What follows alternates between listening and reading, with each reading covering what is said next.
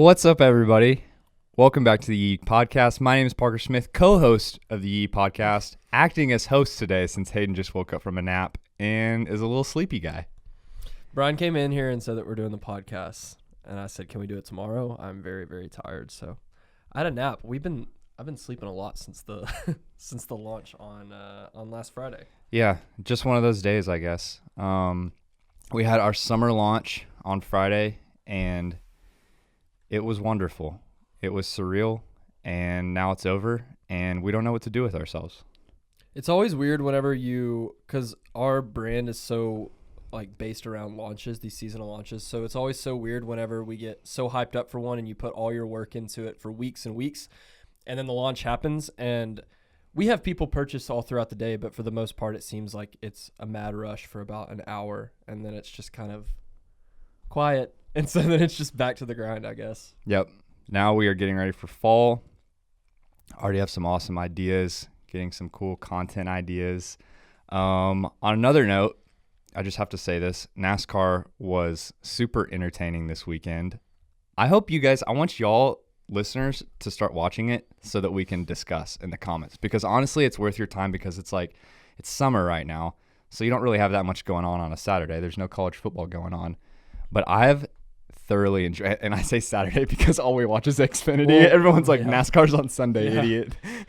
But we just love watching Brandon, because all I ever needed in NASCAR was someone to root for.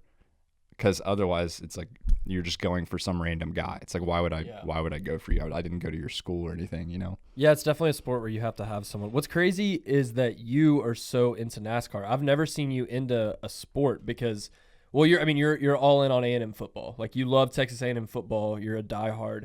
But besides that, like, you enjoy college football. But wouldn't you say it's a fair assessment that that's really all you care about in sports is Texas A&M football and Yep. college football? Yep, agreed. Never gotten an NBA. I like watching the World Cup, but who doesn't? That's once every 4 years. Yeah, because you get to root everyone as a country. You get to root for, even if you don't love soccer, it's kind of cool to root for your country. Yeah, I've just always had a buy-in for college football, going to A&M and having a lot of family there. So, and A&M's fun to root for because they're not always top 5, but they always have a chance at being a good program. So that's always a fun team when you're kind of on the edge, which is also why I love going for Brandon Jones, because he's never consistently top 3, but he always has a chance to win. He's always in the 5 to 10 position during the races. And so that's why it was so fun this last week. And he was up to 3rd, and then when they do the overtime, everybody's together and there's 2 laps left, and I thought he was gonna do better. He ended up getting pushed back to 7th. But Classic. Kyle Busch won again. It was crazy. Yeah. So Kyle Busch got his 100th Xfinity win. So I saw somewhere where he's going to race twice more in Xfinity this year because that's what he signed on for. He'll probably win both those races, and then I think he's done Xfinity, or that's supposedly. He's been racing to try to get 100 Xfinity wins. So I think now that he's got his 100th, he's going to go back. So it's kind of crazy too that Brandon, if you look at the overall points on the season, he doesn't have a win yet, but he's top. I don't know about this week with the updated 8th. Yeah, he's been top 8 all year. I saw where after Austin Cindric, I believe, he has the most top 10 finishes, which it would be awesome to win some races, and I'm sure he'll get some under his belt this year. But, I mean, if you're consistently finishing top 10, you're not going to have any issues getting into the playoffs. So he's sitting good right now. So where is NASCAR this next week? Pocono. Is that right? Yeah. Is there an S at the end? Yeah, I think so. No, just Pocono. Yeah. Triangle track. So y'all watch it with us. We need to set up a live stream where y'all can watch it with us and watch Brandon the last couple laps or something. That would be fun. Yeah, and then today we actually have on Tyler Anderson onto the podcast. He's also known as Tyler Reels Fishing. Mess it up every time.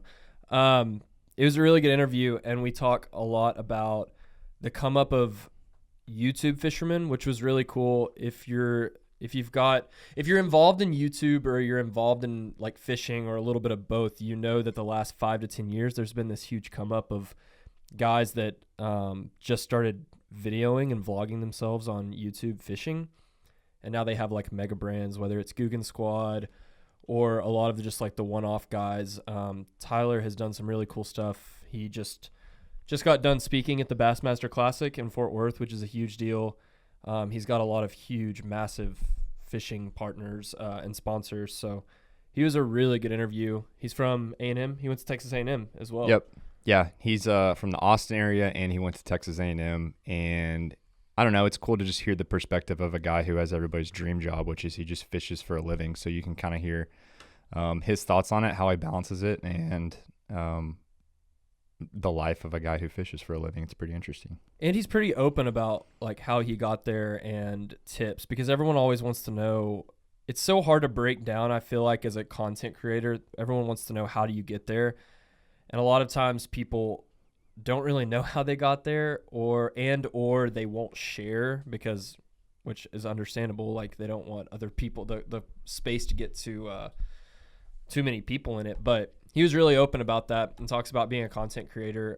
He got married here recently, so he talks about juggling fishing with also being in a relationship, which is what every guy that fishes probably wonders a lot. So I think it was a really good interview. I think you are going to enjoy it. We will see y'all next week. And here's Tyler.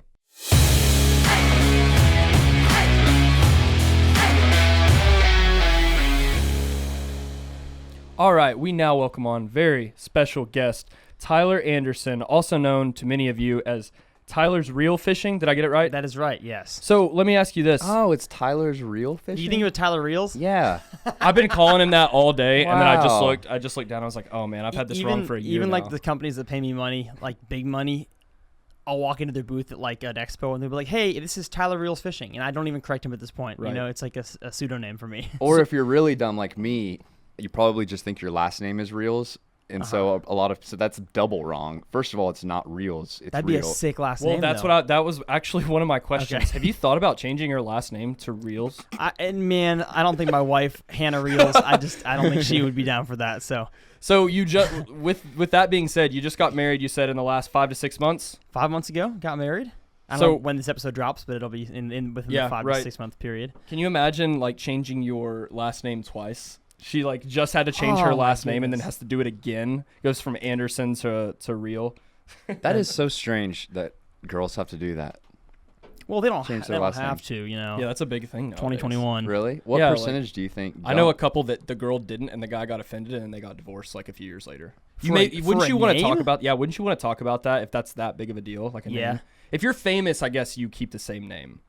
Yeah, like who's the girl that married Tony Parker?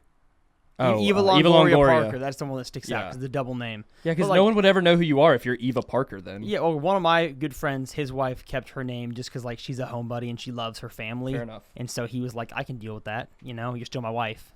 I also understand if you're like a famous actress and you like need your Yeah, name for like exactly. familiarity. That's true. But I don't know. What an intro. Sadie Robertson, huh?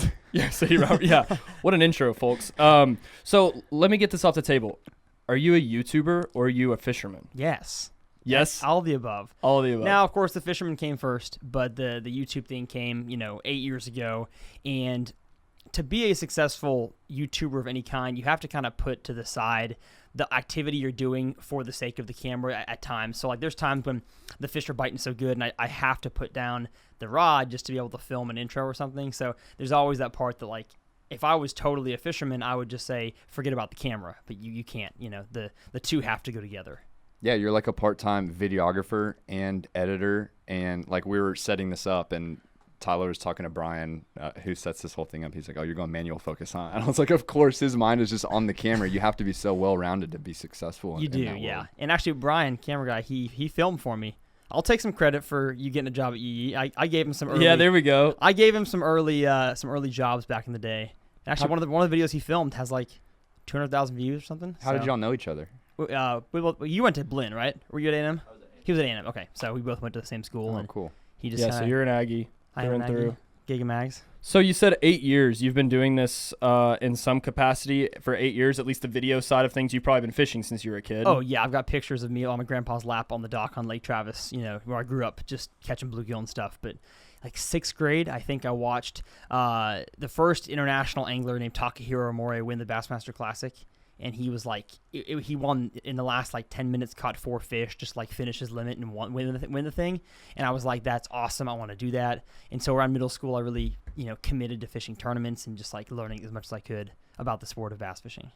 Interesting. Yeah. So Yeah, would you say that you enjoy the video side of it more than the fishing, or like are you just still through and through like that's what you love to do? You love the you're passionate about the fishing side of things. I think you always have to be passionate about the fishing side of things, but I have friends that were so passionate about fishing that any kind of video they would do takes away from that passion. And luckily, I've been able to keep the passion for fishing even in the times where I have to pick up the camera. So I think probably that answered your question. I love videoing. I videoed a wedding with Brian before. I love the freelance side of video, but if it wasn't for fishing, I wouldn't be where I am. Interesting. So yeah, you've been one of those guys, and I feel like we'll talk about it a little bit. The entire come up of the YouTube fishermen in the last 5 to 10 or 5 years or so, even more recent than that, it's been crazy. But so I guess that's where the focus has been is YouTube. But what would you say, like, we're always talking about building a brand. In fact, our last episode last week was about building a brand, and we were a little bit more e-commerce focused, but it certainly involves what you're doing with content as well. So we were talking about the difference between YouTube and Instagram, and obviously you've got a good following on both. But what would you say the difference is, and what would you say is, where would you say like your fans are specifically? They're on both. It's so interesting. I'll tell you a story. So, I did high school fishing tournaments and college fishing tournaments, and now I don't fish tournaments because I just, they're a waste of time and money, in my opinion, unless you're trying to go pro, which I'm not. But I would fish a tournament, and of course on Instagram, I'll post like the immediate results of that day. And so like me and my partner holding up our 5 fish and how we did.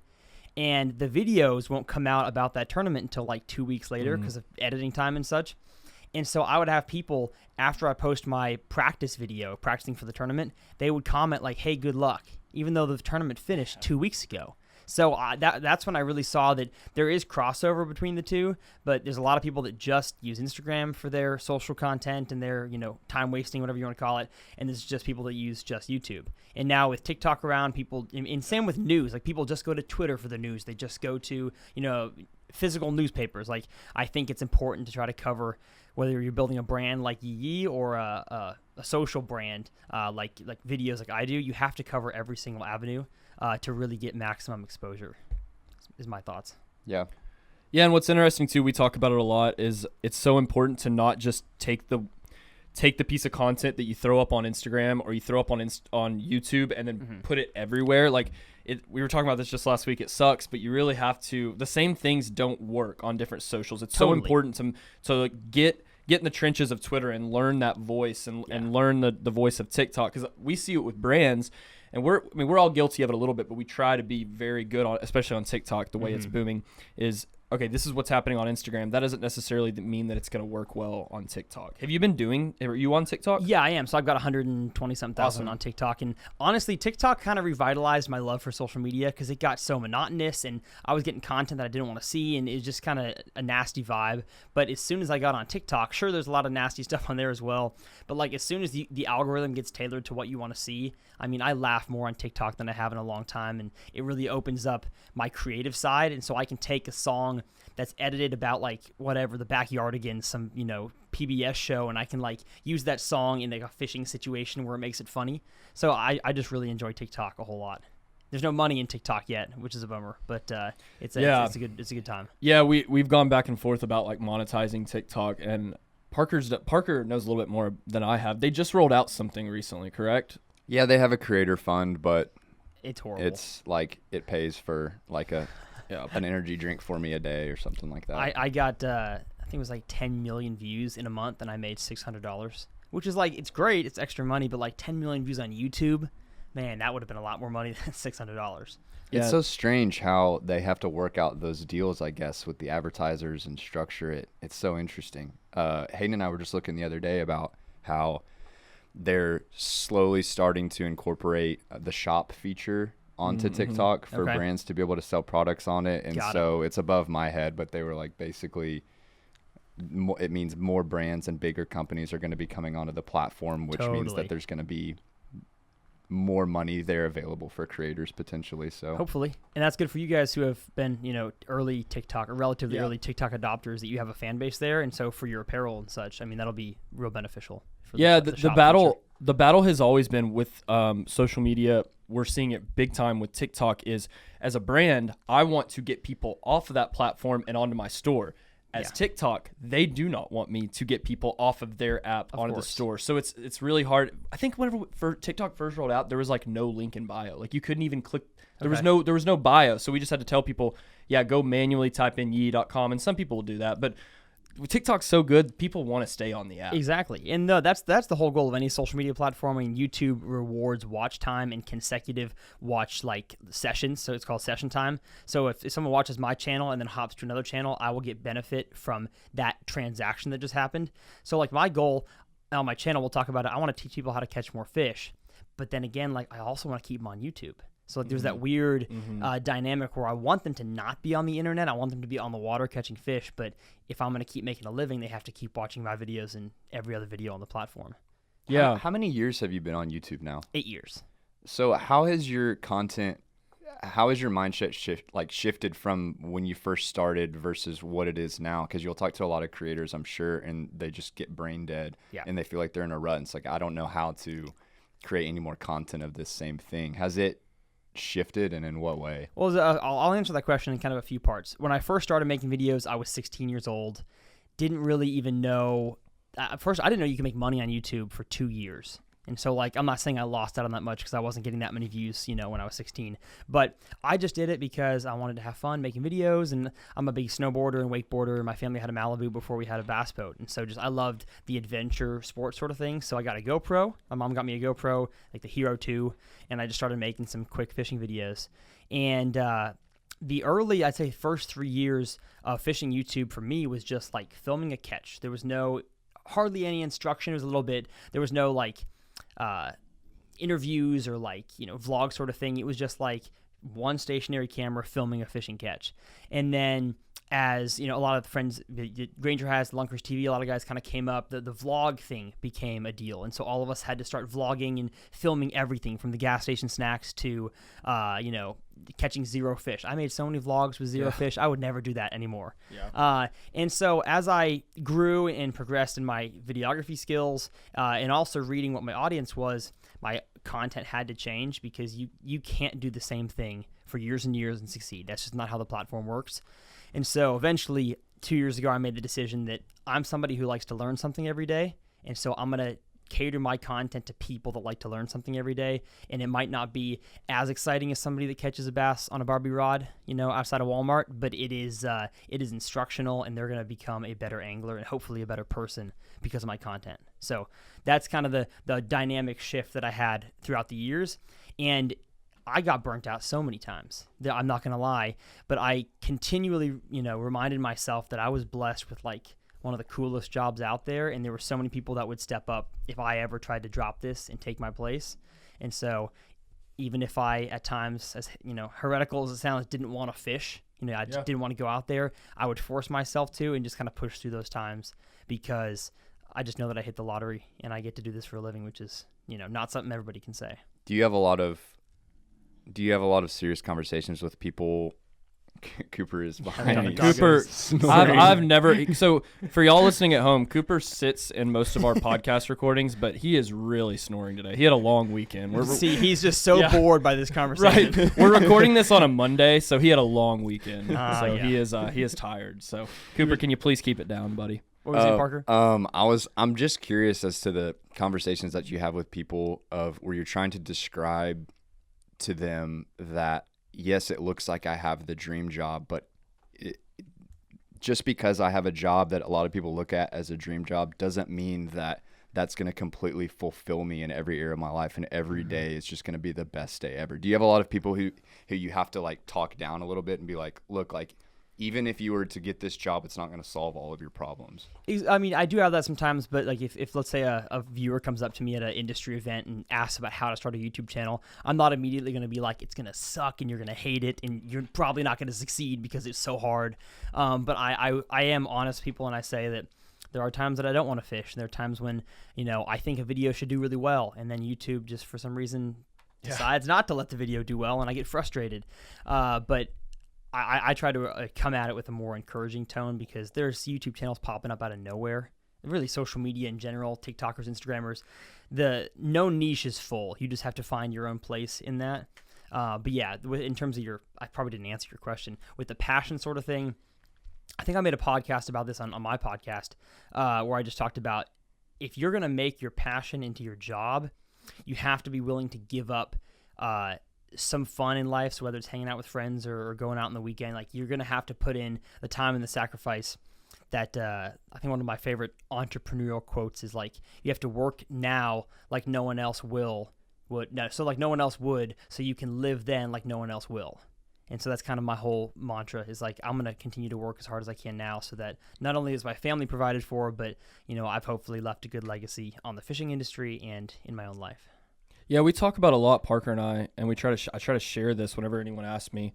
I feel like I turned things around and started finding more joy in work and just in life whenever I stopped looking at this time of the day is work and this time of the day is play or whatever. It's like whenever you work, I know a lot of places, but specifically at Yee Apparel, like this is your life now. And not that, we're overworked or anything, but like you're so passionate and we only have so much time here. And like you have to think about it. We were at a friend's company, First Form, that we look up to a lot, and they're into the fitness and like weightlifting industry, and they talked a lot about like this is a huge company, and they said something that stood out to me. They said we're massive and we're growing at a crazy rate, but the window's still small. Like that window's closing. You don't know when that window is closing or when it's going to close, but you know that it's going to happen. And so you have to work now.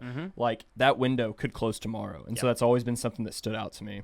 And of course you never want to work too hard that like, as I think everybody can get to the point where their passion in work combination becomes too much, and they just work too hard at it and kind of get burnt out. And so you have to take breaks, occasionally. But I just really found that you have to continually sacrifice things. And you were saying, like, are you kind of saying like that because Yee Yee is like your life, you kind of never turn off to an extent?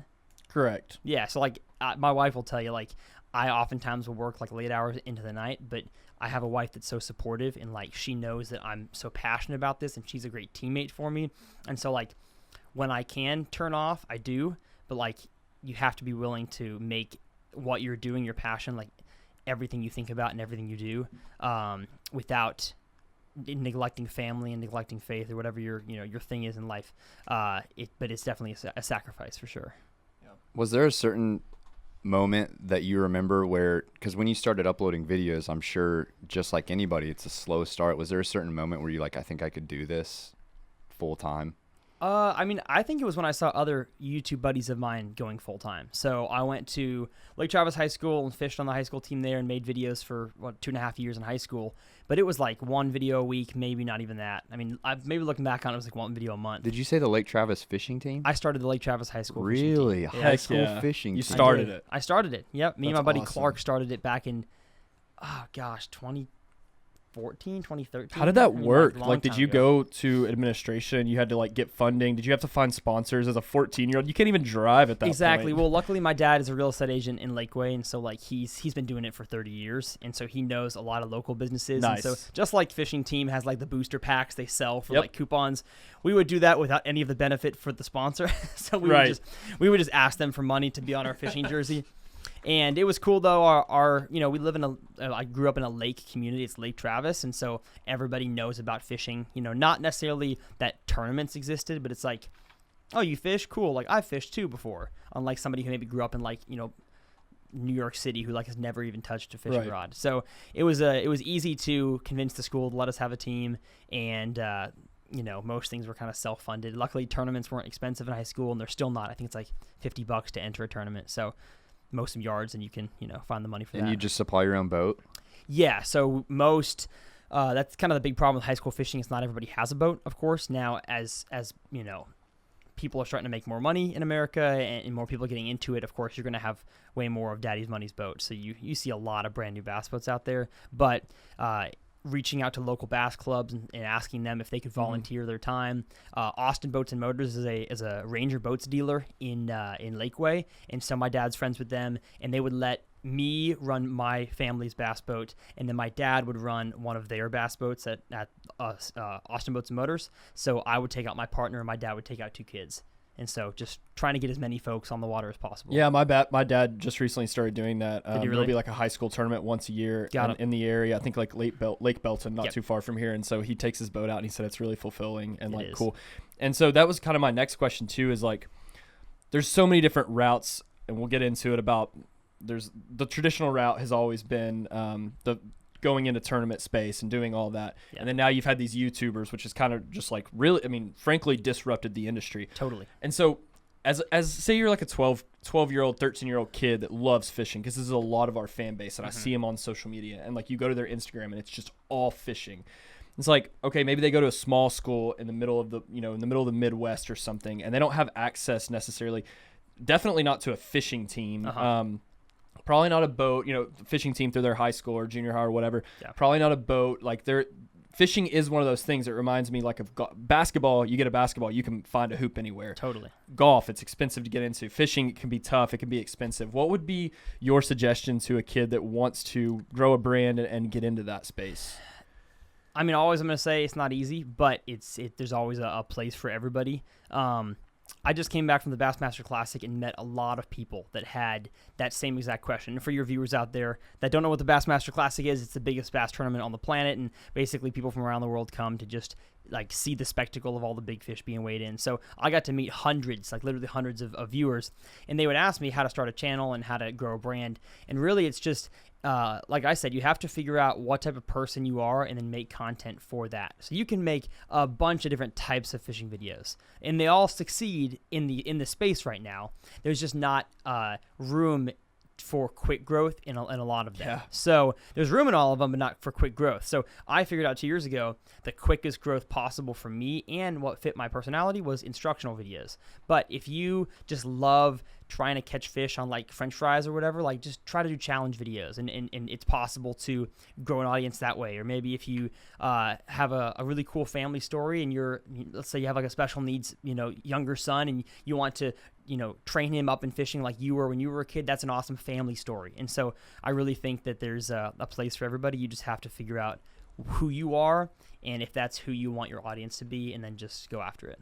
Yeah, we've noticed YouTube growth. YouTube, the followers mean and the subscribers mean more than any other social media, I believe. I say it often. Yeah. I'd rather have 50,000 subscribers on YouTube than 1 million followers on Instagram all day, every day. I agree. However, that growth is slow. It is very slow. And it's very interesting. I'm kind of going to go down deep into the YouTube rabbit hole here. No, but please do. I love analytics and such. And so there's a difference between people that make money off of like current videos, and then people on YouTube, and people that make money off of shelf life videos. And so I find myself in the second category. So I've been doing it for 8 years. My average video nowadays gets, in the first week, 8 to 15,000 views or so.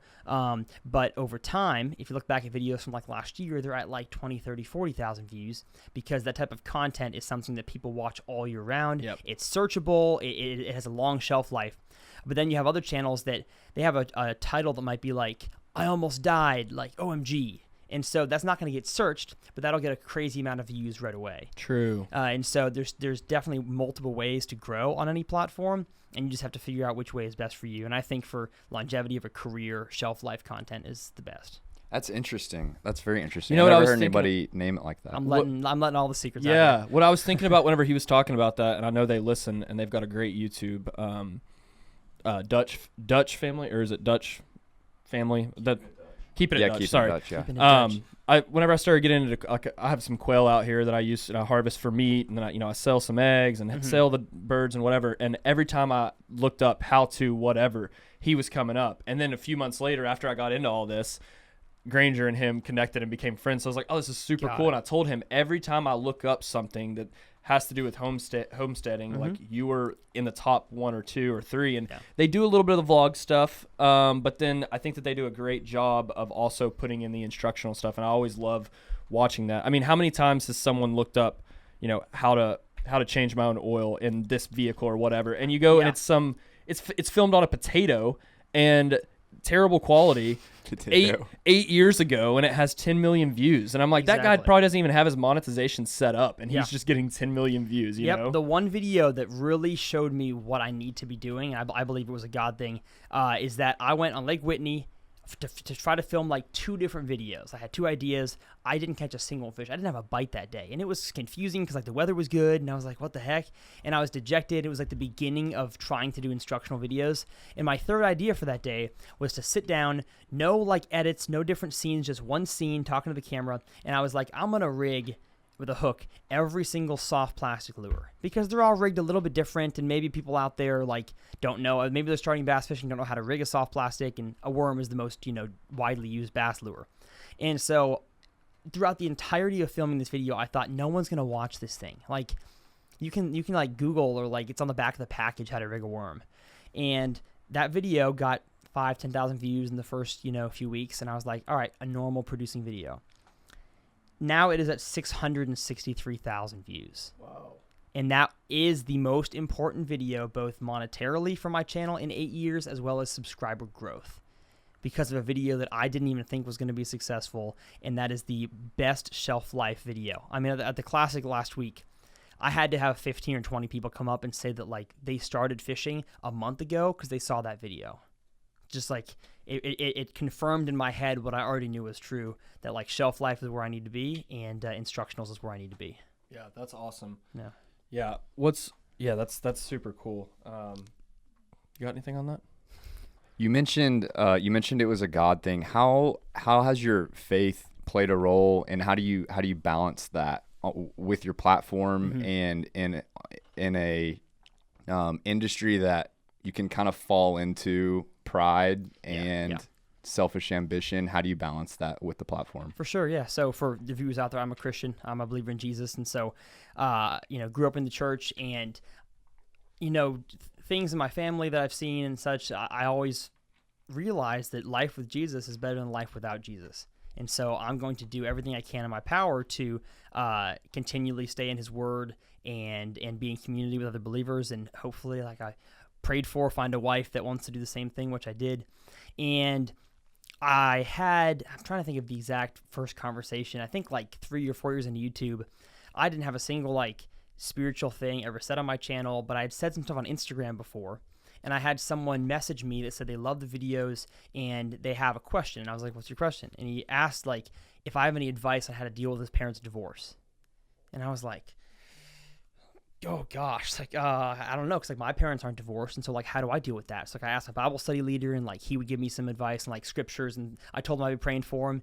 And it was like after that I realized that God has given me this platform, however big it was at the time. I think I had like 20 or 30,000 subs, that like I need to be using this for his glory and his purposes. And after that, I'm not saying that you do good, get good. Like I gave God the platform and it exploded, because it didn't. But it was like, I realized this has a far greater purpose than just making videos. And again, at the Classic, I keep bringing it up because it's recent in my mind. So many cool conversations of both kids and parents coming in that were like, thank you so much for being like a Christ following example for our kids on social media. So that's like, there's no balance for me, like it's not hard. I don't worry about persecution. Sure, I've gotten plenty of hate comments and people that, say, peace out, I don't like this Jesus guy. But to me, it doesn't really matter, because persecution is promised, but the reward is far greater. So there's no balance for me. What's cool about, I think, the come up of vlogs and podcasts is that you feel as a consumer this connection with the people. Totally. And after listening to 100+ episodes or 200 or whatever, you feel like, whether it's on your morning drive or whether it's whenever you're eating dinner with your family and you throw on the newest vlog of the Smiths or whatever, you feel a connection to these people, even though you may have never met them, because it's a conversation whenever you're watching this stuff. And so exactly, I think that I've seen it with the podcast that I listen to. And then Parker was at a show this weekend, a Granger show, and he said he has people come up to him and they're like, I love the Yee Yee podcast, and we're just doing this for fun. Like, we're not getting that many listens and we don't care. That's not the goal of this. And so he's like, there's so many people that like thoroughly just feel like they're immersed in your conversation, even though, we're just sitting here talking with you and they're listening, but it's so cool. And I think that that's been a huge benefit of the come up of podcast and vlogging. I totally agree. Yeah. So, all right, we're going to go to break real quick. We'll be right back. All right, guys, welcome back to the Yee Yee podcast. We are joined by Tyler, and we've been having a great talk so far. One question I want to ask you is, So you recently got married. I did. Yes. By the way, the proposal video was awesome. Thank you. Super well done. It was like appreciate it. 5 or 6 months ago on your channel. You'll have to go watch that. Is she okay with how much you fish? Oh yeah, she's never had a problem with that. And there's always like the stigma of like, right, once you get married, we'll see you, bud. We'll never see you on the lake again. And that's just not true. Maybe it is for like, I don't know, an accountant who like used to fish on his weekends and now he's married. Maybe he'll fish less, but she knows this is my job, and she really has no problem with it. Now, of course, she loves when I'm home, and I love when I'm home too, but she just like gets real sad when I have to leave for like a week to go on a trip somewhere. And so I try to minimize that as much as I can, but there's just times like this summer when I have to go to places that are easier to film videos. So I go to New York and Minnesota and Michigan because it's hotter than, lots of things down here. Yeah. And so I can't effectively make videos. So she understands that I have to go places, and to make up for it and to make up for the money that I make there, I fly her up to visit me and that kind of thing. So as of now, when we're 24, I can do that. When we have kids, I can't leave as much. So we're still rocking as much fishing as possible. We talk about how Granger, when Granger leaves for tour, leaves Amber, he's like, honestly, it's really healthy for our relationship. Granted, like some of his old runs that he used to go on were 30 or 45 days, and that was pretty brutal. But a little time apart gives you a chance to miss each other. And it does. And they talk about how it strengthened their relationship a lot because you're less likely to take them for granted, I guess. Totally. No, I feel the same way. Like the day you get home is always like the most exciting and fun possible. And like if I drive somewhere, that like 12-hour drive back, I'm like, come on, like I'm speeding to get home because I miss her a lot. I've always also thought that it was interesting that people that do fishing or say golf for a living, they're literally living the dream of doing what every dude out there wants to do. Specifically, I think of fishing and golf a lot because that's like what you do. If you cut out early out of the office, you're either going fishing or golfing, depending on what you like to do. Yeah, totally. Whatever. And I always think that it's so funny that like it is important to not take it for granted because there's guys out there that if they could, they would do that literally 24/7, but they've got a real job. Exactly. And you use the term real job. Sorry. You know what? Well, I mean, I don't think that I have a real job. I make memes for a living.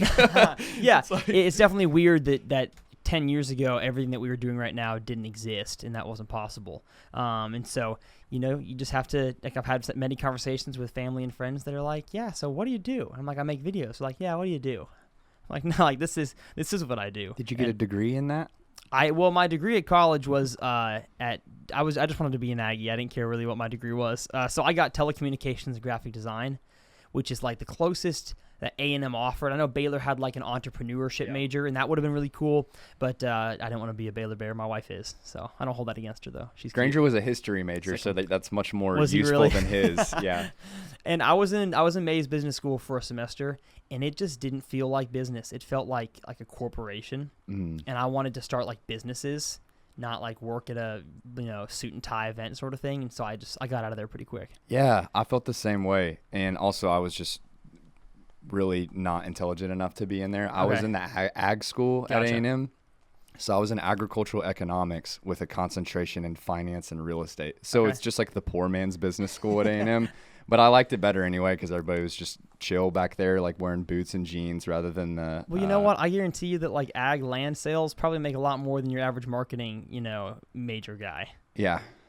So it's possible that the Mays business people aren't even making more money than. Side note, I saw a girl that I know the other day, this weekend, that sold a property in Pagosa Springs, Colorado, which I've been to before. It's beautiful. 10,000 acres, $32 million. And she was the realtor on it. Was she the listing and the selling? I don't know. She didn't put in her caption, but it's like, and I'm sure there were a couple realtors involved, but I saw that on Instagram. I was like, that's insane. Yeah. You can sell one piece a year and you're good to go. Oh yeah, that's good for a couple years, depending on what the logistics were. Okay, so I've got a big question. Brian sent me something that you posted a while back on your story, and I've only done this a couple times. Yeah. I didn't even follow you then, but I screen recorded it because I was like, it's on Instagram story. It's only going to last for 24 hours. And I screen recorded it, and I was like, this is really incredible. And you made some incredible points. It was like a 2-minute long Instagram story. I know what this is. I know what it's going to be. So I want to talk about this a little bit. And this is a very hot topic in the YouTube fishing realm. And you can talk about exactly what you said on that video. But you basically said that there's a lot of drama, unnecessary drama in the YouTube fishing industry, and correct me if I say anything wrong, in that realm, and how it used to be different. It used to everybody collaborate together and work together a lot more, and it seems like everybody's kind of drifted, and that there's still so much exposure that between all of y'all's guys' channels that it's insane to not be doing something together and not working together. So tell me a little bit about that little rant that you went on, because I think it was incredible, and what that may look like working together with different collaborators that may have grown apart. Exactly. So I think what you're referring to is the YouTuber tournament that I wanted to put together. So the fishing industry, I mean, since the 60s, has really just been focused on tournaments. All the pros are where all the sponsor money goes to. That's who all the advertising is for. When you walk in Bass Pro Shops, you see Kevin Van Dam on the wall. You don't see a YouTuber. I think in 15 years that'll change. Maybe in 5 years that'll change. And even now, that has changed. And so when I was first starting, 3 years into it, I organized the first ever YouTube collaboration for fishermen. It was myself, John. And how old were you? I was 19. God, that's impressive. At freshman year of college, like fall or January of my freshman year. And I got together. It wasn't all the big YouTubers, but at least like half of them. There was only like 15 on the planet at that point that were making fishing videos. So it was me, Lake Fort Guy, Andrew Flair, One Rod, who was it? John B. and Walker Wilson, a kid that no longer makes videos, because I mentioned he's one of my friends that got burnt out because he didn't like the fishing and the filming. But we all got together. We filmed a little tournament together on Lady Bird Lake in downtown Austin, and all of our channels exploded after that. And that was like the beginning of the golden age of fishing on YouTube. Everybody collaborated all over the place. That summer was nuts, with people going crazy and inviting people to their lake house to collaborate in this lake house. And that's when the Guggen Squad was formed, was that the next coming summer. And so, and for those of you all not listening, Guggen Squad is the biggest fishing group of influencers. So a few weeks ago, I just thought, and I've been thinking it for a while, that why are we not together for something? I know that there's different personalities out there, and some guys have, made fun of, bait company that somebody started, or, maybe they had some sort of beef back in the day they never, solved. And I look at like NBA All-Star Game. The NBA players, man, they're some of the most like socially diva people out there. And yet they still get together and they compete against each other. And even if they hate each other, like, they're still there promoting the sport of basketball, and they have the dunk contests and whatever. And I just thought, why can't fishermen do the same thing? And so I kind of promoted, let's all get together at one lake and do a tournament. And maybe we'll do it for charity. Maybe we'll do it for some kind of money. I would prefer it be for charity. I think that's a better way to get more people involved, especially more sponsors from the industry, the fishing industry. And I had a lot of good feedback. A lot of the YouTubers that I tagged, the smaller guys, all responded, said they would love to be involved, and a lot of the big guys would read the message and not respond. And I got in touch with one of their managers who said that they would like to be involved if it was an official event and it was well put together. So we're trying to figure out if this is a thing that can happen. It'd be a huge scale of magnitude. We'd have to find a city that wants to host it, and a lake that's close enough to like a center where companies can set up booths. So I mean, like, I'm not underestimating the magnitude of this event, but I just, if influencers have been the root cause of the biggest growth fishing has ever seen, I don't see why we can't bring a bunch of our viewers together from around the country for a really cool event where everybody promotes YouTube fishing, or maybe we invite Instagrammers and TikTokers as well, and just social media fishing. I saw the effects of that in 2016 with just 5 YouTubers. If everybody can get together and just for one day say, beef aside, we're here to grow the sport, I think it could be incredible, and it could be a start of something really cool. And so I've talked to industry people. All of my sponsors are on board, and I've got some of the biggest sponsors in the industry. So I'm not promising anything, and I'm for sure a second I'm promising 2022, maybe not even 2023. But I want to shoot to make this happen, and it might take laying down of pride of some guys and pride of myself, because I haven't always gotten along with everybody. I'm sinful as well, and so but I believe that it's worth it if we can all get together to promote the growth of fishing and not just the growth of our pocketbooks. I just think that at a certain point, the big guys, they just don't really see what's in it for them. And kind of understandable. And then also it's kind of like, well, shouldn't they kind of care about something bigger than themselves? But like, once you get to a certain level, I think that there's not really any need for you to do anything but to just chill and do your own videos. And then And that's a point, continue yeah. to build your own personal brand. And but that's a point they might raise, but I would claim that's incredibly selfish. I'm just gonna I can call that out because I hope that I never get to a point, social media, famous wise, that I start caring less about the initial goal that I was there for.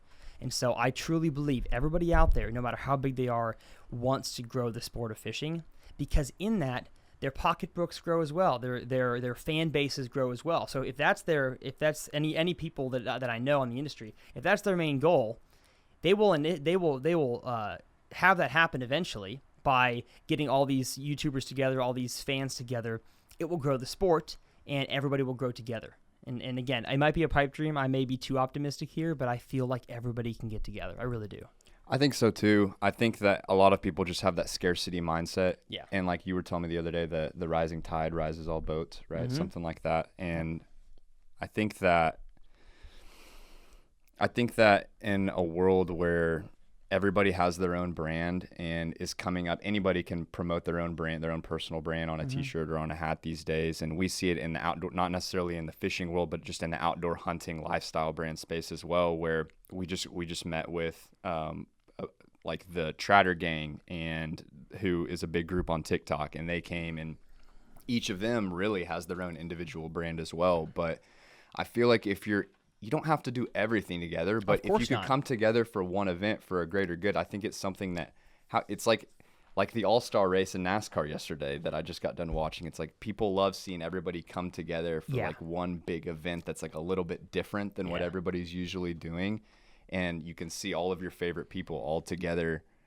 And that's why I think charity is really the only way this works. Right. Because if you're the lone YouTuber out that doesn't come for a charity event, it's like, all right, you must not like giving money to like kids with cancer. Like I'm just, call it out. So you hate sick kids. Is what you're saying. Sick kids. And that might be taking it to an extreme, but I really feel like charity is the only way to make this work. Would that be pay-per-view? Well, if we have a live stream, so if we make it like official, like an actual bass tournament, and maybe it's either 5 fish with a weigh-in, or it's like Major League Fishing format where every fish counts and you weigh them on the boat. If we can have like a live camera in like most guys' boats, and then it'd be pay-per-view, the amount of money we could raise for charity would be out of this world. Get like some celeb announcers to come in and be like, all right, now we're going to go check on like so-and-so's boat. Exactly. Or I have a great idea. I already know that 2 Bassmaster Classic champions, Ott Defoe and Edwin Evers, they're 2 buddies of mine. They already messaged me saying they want to be on board. So if we flip the script and now the Bassmaster Classic tournament guys are the announcers for the YouTuber tournament, that could be awesome. It's such a cool industry flip, and I think they'd be down for that. And it sells the tournament, the traditional tournament, and everyone in there that hates on all the YouTubers, like, hey, we're here. Like, we're not going away quietly. Yeah. Like, look what we were able to do. Because exactly. the reason that it hasn't worked is because you guys aren't under an umbrella. You're not under anything. You all have your own brands, good and bad for its own reason. The NBA All-Star Game, they have to play, and not have to play, but like if you get voted, you're under, you play in the NBA, for a team in the NBA. Exactly. So that's the difference there. It is. But I still, like I said, maybe I'm overly optimistic, but I believe that can be done. I really do. So when do you think, you talked about the golden age and the Wild West of everybody collaborating.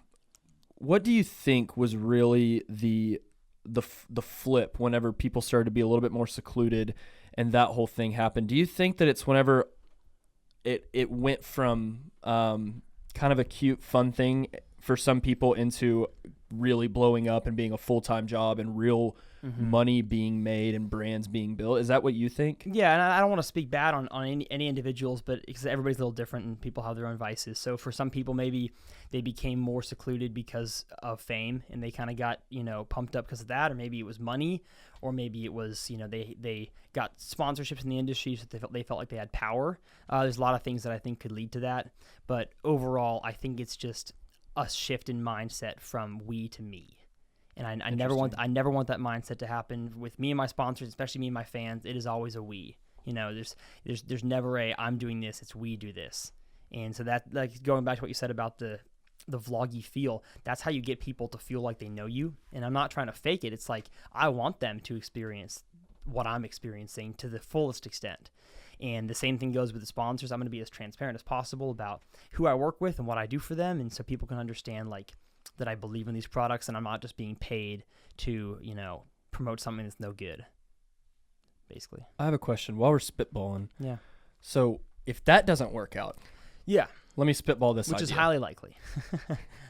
Fair enough. If that doesn't work, well, this one's even more unlikely to happen. Okay. But I want to put it out there because if it ever happens, now I can say that I came up with it. Okay. Imagine Survivor, the reality TV show, combined with Deadliest Catch. Okay. You put everyone out on a boat for like out in the, and I know it's completely different fishing than what you guys do, but like a large boat. Okay. And you're fishing, and you have to do like alliances, and one person gets voted off every week. That'd be incredible. And you just try not to kill each other. You know what? That'd be great. And I can think of a lot of people that I'd want to stick on the same team that don't get along. That'd be fantastic. Exactly. And it's like Survivor, and you throw things into it, and you make them stay in like the same quarters, and they have to do share one pair of challenges. underwear. Yeah, oh god. Well, I know some of them that would love that. That's possible. Yeah. All right. Another question. Best fishing snack. Go. The best fishing snack. It really depends like what kind of an angler you are. So like if you are a sit down type of angler where you want to sit there and just enjoy the moment, like you can break out like a whole bag of chips and eat that or whatever, but like for me, I'm a fast paced angler. The only snack that I can really eat effectively is either like a cold sandwich, like in a compact package that I can eat like while I'm running to the next spot or driving. Like one-handed. Or like the not crunchy granola bars. So like the oats and honey, Nature Valley, whatever. That's a no because the crunchies get everywhere. So it has to be. There's no sunflower seeds. As like stereotypical as that is with like fishermen with sunflower seeds, like on the boat, nobody that I know at least actually really eats sunflower seeds because they get everywhere. So it's the nice compact snacks. My favorite is the what's it called? Is it no bowl? Is that what the bar is? No. It's a black bar, and it's only like 3 ingredients. Oh, I know the one you're talking about. I always is forget it the name RX of bar? it. Yeah, RX bar. Yeah, No Bull is a like a fitness brand. Oh, okay, never mind. So yeah, RX bar, that's the one it is. Yeah. There's like a science to this. I've got a suggestion. The gummy worms. You have to be one with the fish. So if you eat gummy worms, you're just putting good vibes out into the fishing, into the lake, and so then the fish want to come to you. I've got a video on my channel where I caught a bass on a gummy worm, and then I saw that. And then the fish didn't like throw the worm, so I ate the gummy worm after the fish did. No way. And my mom was like, "That could have had amoebas, and you could have died." And I was like, "Well, I'm alive now." But you didn't. I didn't. Got the views, Mom. I did get the views, 100-something thousand. Were you eating a real worm for that? Was I eating a real worm? What do you mean? Instead of the gummy worm? No, I ate the gummy. So I fished with the gummy worm, with the and gummy then worm. the fish ate it, and then I ate it. That's what happened. It's funny. Have you seen an uptick? I saw a stat the other day about how many new fishing licenses have been registered for first time ever. And a lot of them like middle-aged and 20 years old and up. Have you seen like an uptick in the amateur fishermen, not amateur, that sounds like demeaning, but people starting for the first time and reaching out even to you, whether it's on the lake or reaching out to you through comments or whatever? Have you seen an uptick in that since COVID? Yeah, especially since COVID. But I mean, like, I'll answer this in 2 parts. What led to the rise of YouTube fishing in 2016, 2017 is that fishing became cool for like middle school and high school guys all across the country. Some switch flipped and like everybody wanted to catch bass, and it kind of died off a little bit in 2019. But then in 2018, 2019, but when the pandemic hit, it was like you can go to Walmart and buy a rod and reel that might not be good quality, but they're there for like $75, and it comes with a pack of worms, whatever. So like everybody and their brother started fishing during COVID, and that's why I think most fishing YouTube channels had their best year in 2020. Fishing companies still can't get caught up, and it's June of 2021. Like I work for Lose Rods and Reels, and I can't even get any product from them. Like I have to buy it from their distributors who like have product left over, and they reimburse me for it. So like there's way too many, not too many, way more people than anybody ever expected fishing. And I don't do a whole lot of bank fishing because I've got a bass boat. I work with Skeeter and Yamaha, so bank fishing is kind of the smallest part of my job. But every time I do hit up a pond that I used to fish back in the day, there are so many more people there than there used to be, and the fish are smarter and more educated. So I made a video. And it's actually one of the things that blew up my channel back in the day is I'm a worship leader and a musician, and I love to sing, and I love doing parodies.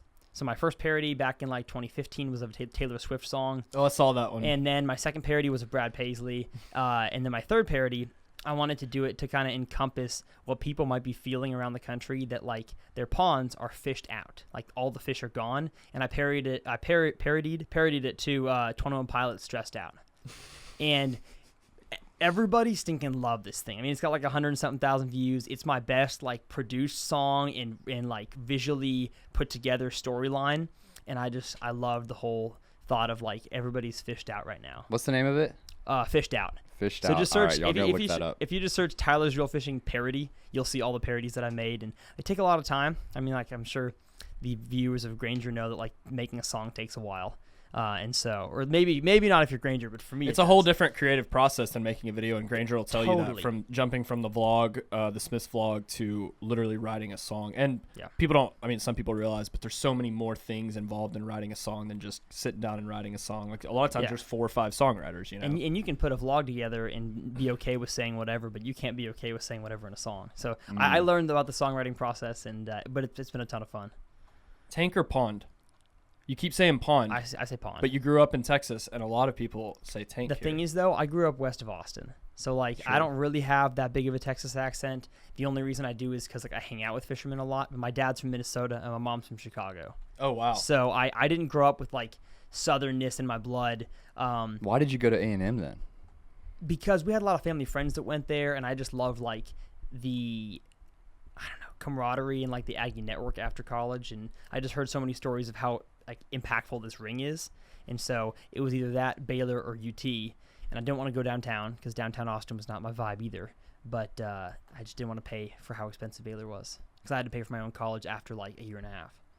So A&M was the best choice. Hayden and I went to a small 2A, now 3A, I guess, high school near Waco, Texas. Graduate with, you said it the other day. How many kids did we graduate? 62. 62 kids. 62. Yeah. Very Yeah. cool. So we're a pretty small town, and we used to fish, not a whole lot, but we used to fish some on the weekends and after school and stuff. At some of our friends would have tanks that we'd fish at, and I had friends who could just bank fish all day long, and they just loved it more than anything. Yeah.